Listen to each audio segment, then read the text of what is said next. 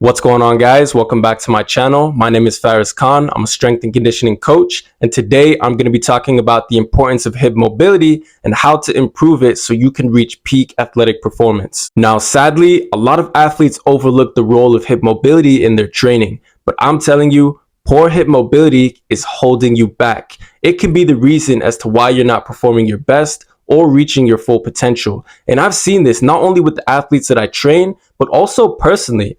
I've consistently been doing hip mobility drills for about 5 weeks now, and I already feel an incredible difference. My speed has gotten better. My jumping ability has significantly improved. I was playing basketball the other day and was just dunking with ease. My lifts have also gotten better, and just day to day, I feel less tight and I feel that my movement quality has improved. So I'm going to be covering 3 tips and things that you need to do if you want to improve your hip mobility and reach peak athletic performance. Now, before we fully get into this, we first need to understand, what is hip mobility? Hip mobility refers to the ability of the hip joint to move freely and through its full range of motion. This is important for a variety of physical activities and athletic movements, as well as everyday movements such as bending and twisting. Hip mobility is essential for all athletes in almost every sport, from running and jumping to kicking and throwing. It allows for proper body mechanics and movement patterns, which can improve performance, reduce the risk of injury, and help athletes achieve their full potential. Limited hip mobility can lead to compensation in other areas of the body, leading to poor form, decreased power, and increased risk of injury. For example, tight hip flexors can cause lower back pain and reduce an athlete's ability to generate force through their hips. It can also limit your ability to drive the hips up during a sprint, which can leave so much potential on the table. So now that we know the importance, how exactly do we train it? And one thing you need to keep in mind, just because your hips might be mobile doesn't actually mean that they are strong.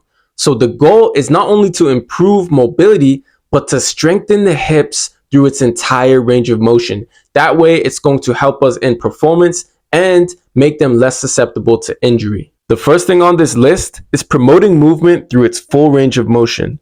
Now, because the hip is a ball and socket joint, it essentially has the ability to move in all directions. But because of our lifestyle, sport, or daily activities, that movement can get restricted in certain areas. But what we need to do is to eliminate those restrictions so we can allow it to move freely through its entire range of motion. One way I like to do this is with something called controlled articular rotations, also known as CARs. This is a technique that involves slow and controlled movements of a joint through its full range of motion. CARs help to maintain joint health and function by improving circulation, lubrication, and mobility within the joint. This can reduce the risk of injury and promote joint longevity. What's also good about CARs is that they can be used as a screening tool to identify joint mobility issues before they become problematic. Even if you look at me here, I struggle with hip internal rotation, which can easily be felt and seen while performing CARs. It is important to use proper form during these exercises to avoid compensating in other areas such as the lower back. This means keeping your spine and pelvis stable, maintaining good posture, and using controlled movements. Second thing on this list, we want to utilize movements that stretch and strengthen the hips at the same time.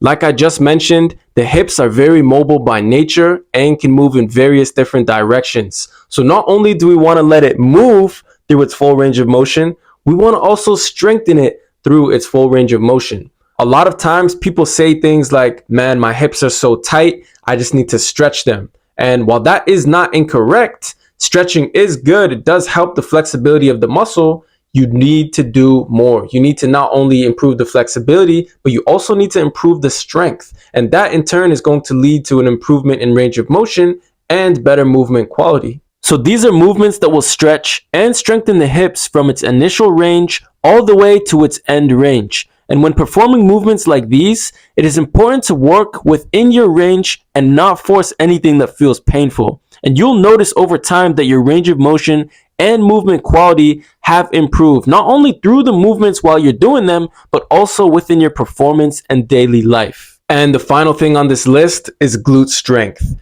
Yes, glute strength will play a role in hip mobility, as the glute muscles have a significant role in hip movements. For example, the glute max with hip extension, or the glute medius, which helps with hip abduction. When the glutes are strong and functioning properly, they can help to support and stabilize the pelvis and spine, which will allow for greater mobility in the hips.